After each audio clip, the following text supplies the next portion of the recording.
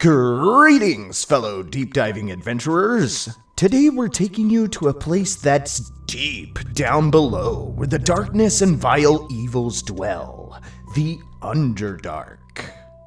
Picture this, right? You're descending down a deep hole, and it goes down for what feels like forever, as if the drop-off of a mountain was before you. And you reach out for a ridiculously long webbed rope that winds down this deep hole, and you begin climbing down. As you go deeper and deeper and deeper and deeper down below, your nose begins to tingle. The smell of fungus and sulfur assault your senses. You hear noises even further down, like chitinous tiny spiders crawling near your earlobes.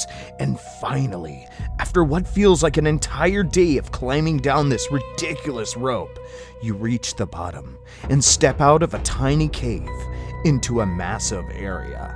You look forward and see it. A gigantic cavern that seems to go on forever, with multiple entrances around it. You look up and see glowing lights in a dark purplish foggy-like sky, and caves stretching out for miles on end, with nothing but green, purple, and red mushrooms dotting and lighting up the landscape. A purplish haze permeates the air, showing the fair's rests in its glory. You look up and see giant stalactites and stalagmites protruding from the smaller entrances, what appears to be remnants of an ancient castle buried into the side of a cavern wall as well. Welcome to the deep earth, the night below, the Underdark.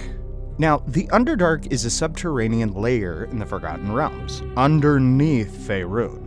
Are gigantic caverns underground, so large that they have their own skies and oceans, their own volcanoes, and even their own freaking civilizations. So before we begin, we need to talk about how it all started. So we're going to rewind time and go way, way back in time to the era of the Dawn War. By the way, you can click on this link here if you'd like to learn more about the Dawn War. Now guys, before we start, there's one big thing we need to talk about, and that's because there's more than one origin story on how the Underdark was kind of formed. We're going to start with the origin story surrounding the ancient primordial known as Torog, the Crawling King.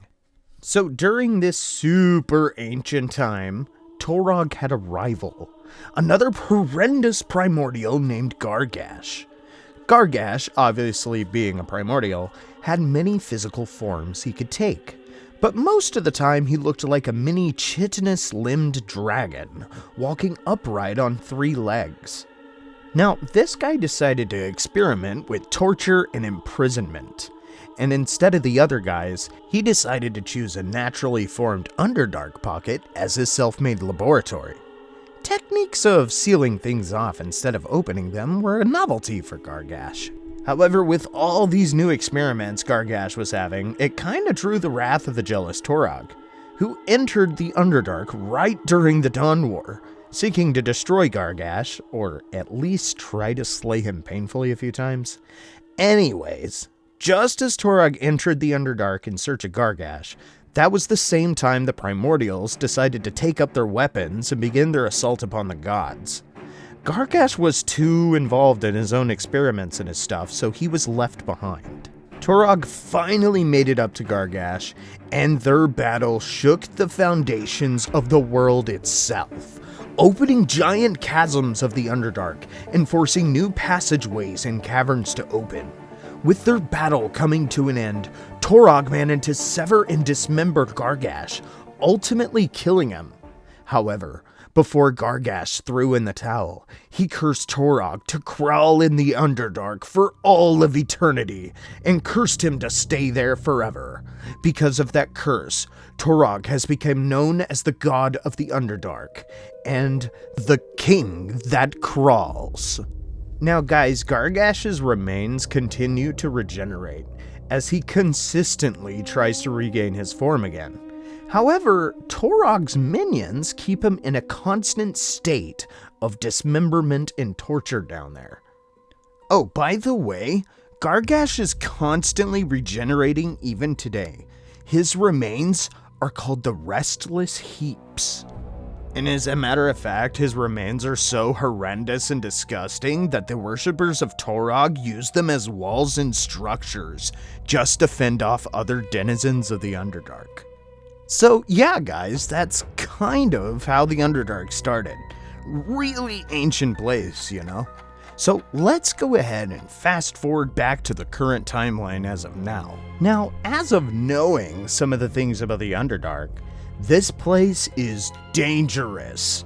It's filled to the brim with dark beings like beholders, mind flayers, liches, darrow, ettercaps, myconid, aboleths, quagoths, and way more monsters.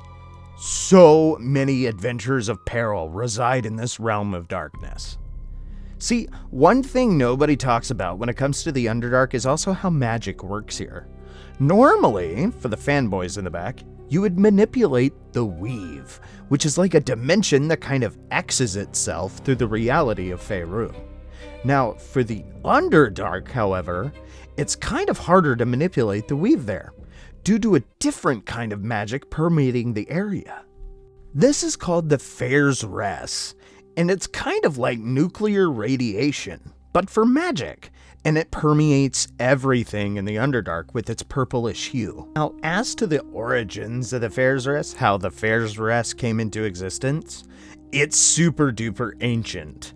It's magic accumulating from the planet over the course of eons, mixed in with some serious high magic that the elves casted during the Crown Wars.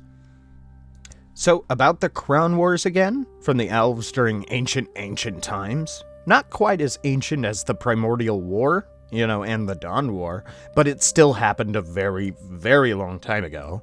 The high magic casted during this ancient time helped with forming the Underdark as well. And it's one of the Drow legends as to why they were bound to the Underdark to begin with. In the future, I have to cover a video about this, so expect more lore, guys, coming your way very soon. So with all this in mind, behold, the Underdark of Faerun. From the North Dark, all the way into the eastern deep lands of Earthroot, into the Firelands in the south, to the Lower Dark and the cities in between. There's a lot of ancient places in adventure, guys. A lot of places to visit. And today we're going to descend through each layer, starting from the highest layer to the lowest layer of the Underdark. So here on the higher levels, you're going to be noticing much of the wilderness that lives in the Underdark up here. Many fungal roots, plants, and the like dot the cavernscapes. One thing we gotta mention is the fact that this area is also where most of the goblins live. So it's definitely not out of the ordinary to run across one of those guys down here. And guys, before we continue, slavery is still a thing in Dungeons & Dragons. And slavers can be found up here on the upper reaches too. These guys are usually on the hunt for deep gnomes and the like to capture for the cities below. Anyways, guys, before I tell you some really cool stuff you haven't heard about before that's definitely not canon, or could be, let's go over something super prominent up here. The fungal spore colonies on the first layer of the Underdark. Now guys, most of your D&D sessions or video games will have any Underdark adventure you run across have these things. They're so important to the Underdark that the Underdark is sustained by them.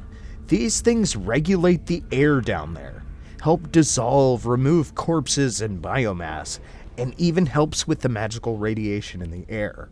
A lot of sages and archwizards will tell you straight up that Underdark would collapse ecologically without them, period. There's gigantic super caverns that literally have their own climates regulated by this fungi. Now, speaking of fungi, one of the crazier fungi, outside of your classic myconids, which are basically fungus people, would be that we could see on the first layer here, the top of something called the world cap fungus.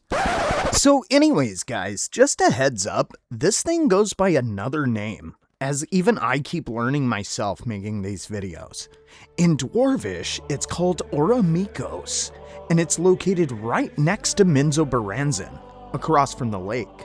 This thing takes up so much space, it even borders right next to Chednazad as well. Chetnosod, by the way, is called the City of Webs. Anyways, this is a super entity stretching on for miles, and the fruits that it emits are entire forests. One thing that's interesting about the World Cap is that travelers and adventurers who eat part of it receive prophetic dreams. Guys, this is planetary in terms of power scaling. Like, the actual body of the World Cap is a mycelial lattice woven through bedrock fault lines in ancient cavern systems. But before I continue, it's important to note that the World Cap here is a concept. So there's a lot of fun ideas on what exactly this is, like how it could potentially be the astral spores from a dead primordial god that seeded stone of the planet before the world's cooling or something like that. Or how it could even be an engine designed to recycle the first dead gods and world shapers. Or it could even be the planet's nervous system itself, just being magical in nature. Regardless, it's an entity that seems to transcend mortal knowledge, and covering more of it would probably take up an entire video, but I felt like it was important to put into this one just because of its location in general. Guys, remember in my previous videos how I spoke on the Netherese empires? Those super ancient mythalars bled into the Underdark as well. With the weave and all these ancient magics from eons of catastrophe after catastrophe, it's no surprise that this is the most magically unstable layer in the Underdark. And yeah, guys, spells have a tendency to misfire here in the Upper Dark, more so than the lower levels of the Underdark altogether. One more thing to note is that there's gravity anomalies here that are more common than the lower layers as well. For example, in some areas, you can see water flowing sideways, or caverns impossibly curving upward, or even creatures that you'd find that have evolved to cling on walls in areas at odd angles too. Last thing to mention before we descend into the lower levels is that some of the Underdark settlements here are actually once surface cities. That's kind of mind-blowing in itself. This is mostly due to earthquakes, demonic incursions, and even ancient Netherese experiments over thousands upon thousands of years, so it's kind of no surprise they'd find their way below. With all of this in mind, here we'll have to call it the end of the video.